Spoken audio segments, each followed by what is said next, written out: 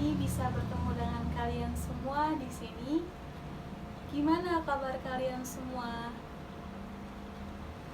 Baik, alhamdulillah. Semoga kalian selalu sehat dan tetap semangat. Hari ini adalah pertemuan kita yang pertama kali setelah 1 tahun kita belajar di rumah karena pandemi COVID. Ibu mau tanya, gimana nih proses belajar kalian selama pandemi? Bosen bu, males bu, enak bu belajar sambil tiduran? Ya pasti semuanya merasakan seperti itu, tapi dibalik itu semua pasti ada hikmahnya. Baik, apakah sebelumnya sudah ada yang mengenal ibu? Kalau belum, izinkan ibu memperkenalkan diri terlebih dahulu. Nama ibu Ardila Oktariani, biasa dipanggil Ibu Dila. Ibu adalah mahasiswa bimbingan dan konseling di Universitas Indraprasta PGRI. Ada yang tahu Universitas Indraprasta PGRI itu di mana? Iya, benar sekali. Universitas Indraprasta PGRI itu ada di Jakarta Timur. Nah, kan ada pepatah tuh, tak kenal maka tak sayang. Kalian kan sudah mengenal ibu. Sekarang gantian ibu yang mengenal kalian. Nanti ibu akan absen. Jika nama kalian ibu panggil, kalian angkat tangan dan sebutkan tempat tinggal kalian di mana. Oke? Yang pertama, Awal Aupaiso, Cijantung. Ahmad Rivaldi, Depok. Acasia Tanazah, Depok. Azria Sabila, Depok juga. Desti Mutia Pratiwi, Cijantung. Evi Silviani, Jaksel. Hanifah Nur Zafira, Pondok Bambu. Hendra Evan Setiawan, Depok juga bu. Indah Maulidia, Oh Mampang. Masya Davina Maharani, Depok. Muhammad Fikri Reynaldi, Bekasi, jauh ya. Muhammad Ryan Al-Fahrizi, masih sama dong sama Fikri. Miftahul Jannah, Jakarta Timur, sama kayak saya. Kapan-kapan main ya ke rumah saya. Neura Syauja Putri, Depok bu. Nailatul Khalisah, Depok bu. Rizky Nur Utami, Bogor. Wah, paling jauh ya Rizky. Ratu Salwa, Depok. Sandika Hafiz, Condet, dekat sama kampus berarti. Sawatun, Depok. Septia Maharani, Depok juga. Oh, ternyata murid-murid di sini semuanya kira-kira tinggal di Depok. Baik, sekarang ibu akan memberikan salah satu layanan yang ada dalam BK, yaitu layanan informasi. Apakah kalian sudah ada yang tahu layanan informasi itu apa? Iya, benar sekali. Iya, benar. Adapun layanan informasi bertujuan untuk membekali individu dengan berbagai pengetahuan dan pemahaman tentang berbagai hal yang berguna untuk mengenal diri, merencanakan, dan mengembangkan pola kehidupan sebagai pelajar, anggota keluarga, dan masyarakat. Di sini tahu gak sih, apa sih Bu layanan informasi itu? Yang dimaksud layanan informasi? Baik, sekarang Ibu akan jelaskan. Layanan informasi merupakan layanan yang diberikan agar peserta didik memahami dan menerima berbagai informasi yang dapat digunakan sebagai bahan pertimbangan dan pengambilan keputusan. Sekarang Ibu akan memberikan ilustrasi. Kita sering sekali menganggap bahwa orang yang memiliki kecerdasan matematis atau logic smart sebagai orang yang pintar.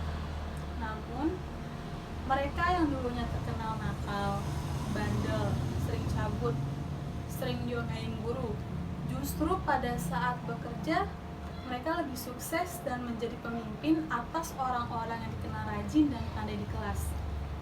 Kenapa sih Bu bisa begitu? Mengapa demikian?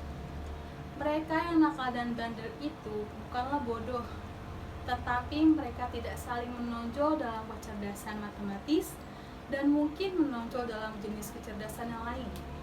kita perlu mengetahui kecerdasan dominan kita sehingga kita dapat lebih mengembangkannya. Seiring dengan berjalannya waktu, kebutuhan seseorang siswa untuk mengetahui jurusan kuliah yang tepat baginya semakin meningkat. Hal tersebut menjadi modal dasar siswa untuk mempersiapkan diri menghadapi jenjang kuliah.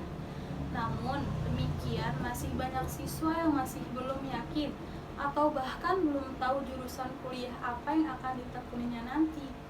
Yang menjadi pertanyaannya, mengapa banyak siswa yang bingung memilih jurusan? Jawabannya sederhana sekali, yaitu karena para siswa belum mengetahui cara pasti bakat dan minatnya. Bakat merupakan karunia, anugerah yang diberikan Tuhan sejak lahir. Sedangkan minat merupakan kecenderungan hati untuk menyukai suatu hal.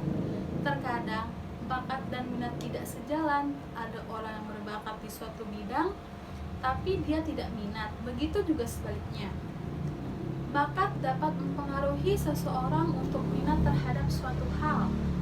Terkadang seseorang belum tentu mengetahui bahwa ia memiliki bakat di suatu bidang.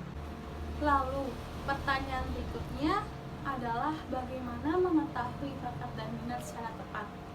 Ketika seseorang masih kecil, bakat dan minat dapat terlihat dari observasi orang tua terhadap hal yang disenangi oleh anaknya.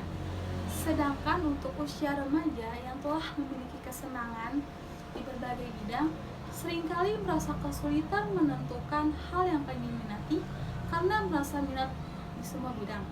Untuk itu, mengetahui secara pasti bakat dan minatnya menjadi hal yang penting. Salah satu cara yang paling akurat untuk mengetahui bakat dan minat adalah melalui tes bakat dan minat.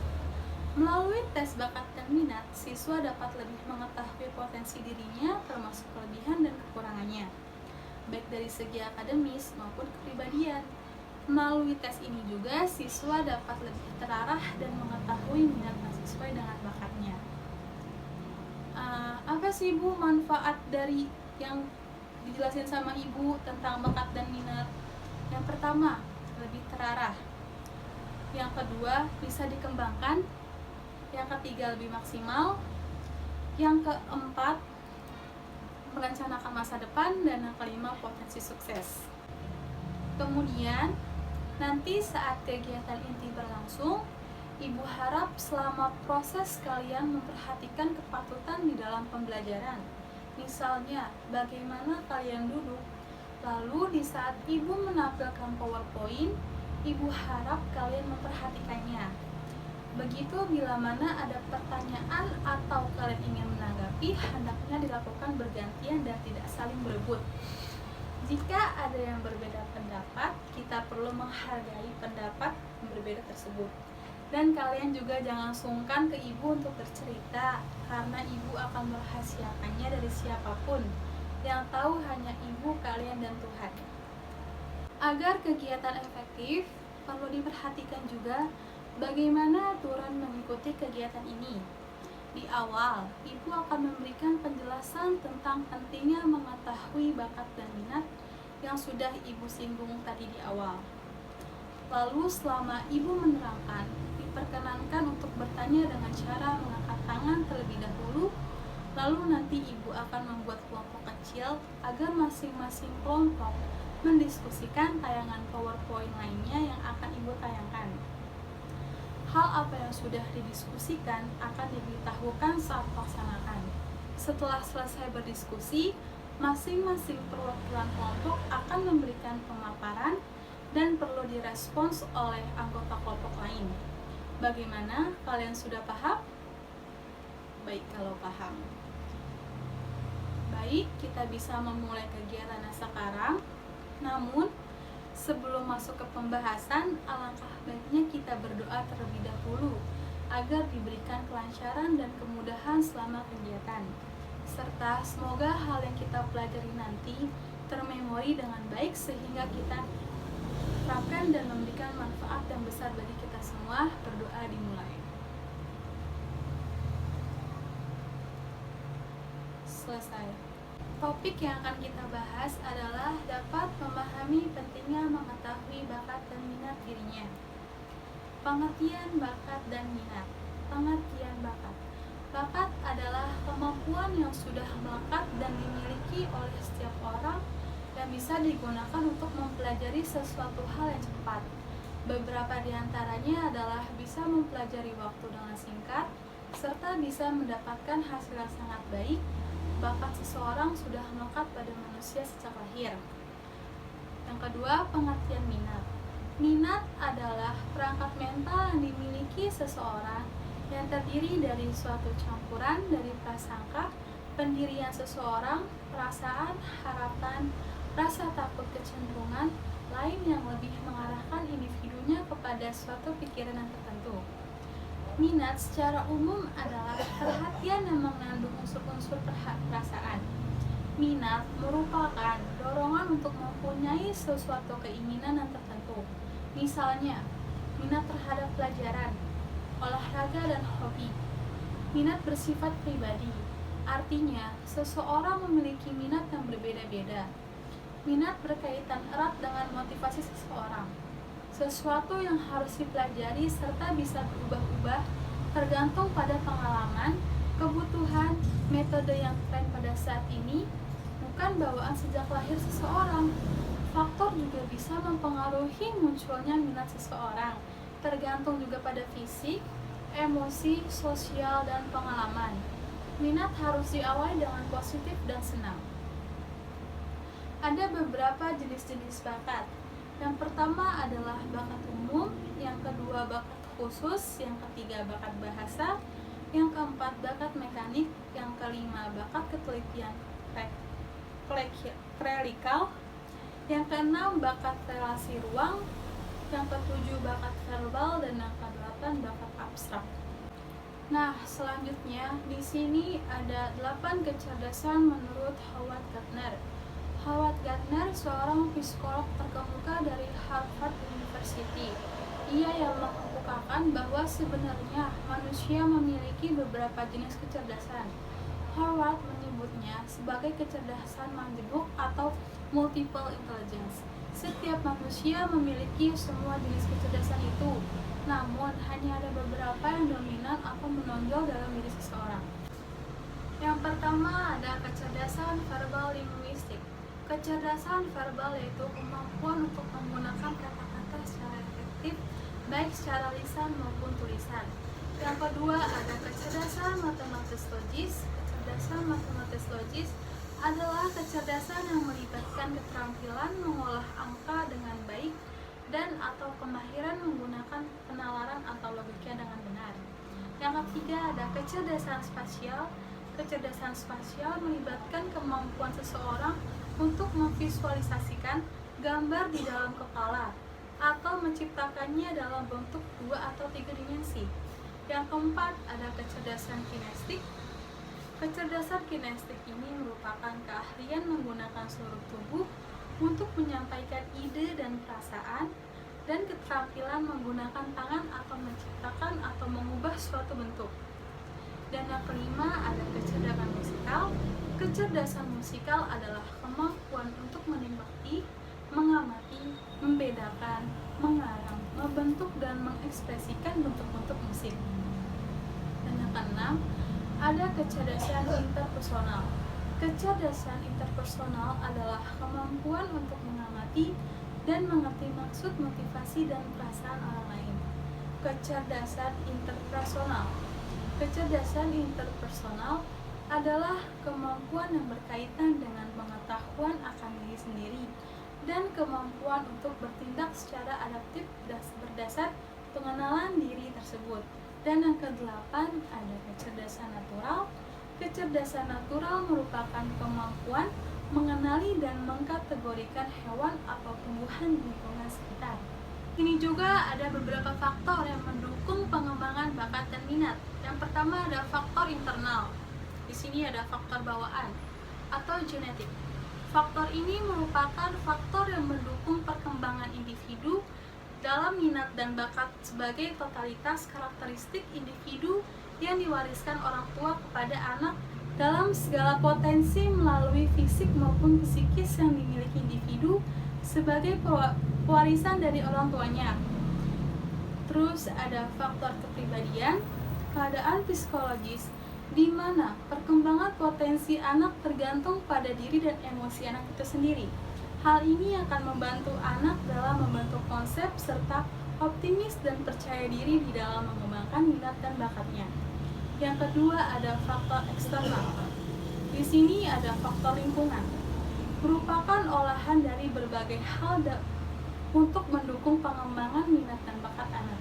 Faktor lingkungan terdiri atas: yang pertama, lingkungan keluarga, merupakan tempat latihan atau belajar dan tempat anak memperoleh pengalaman.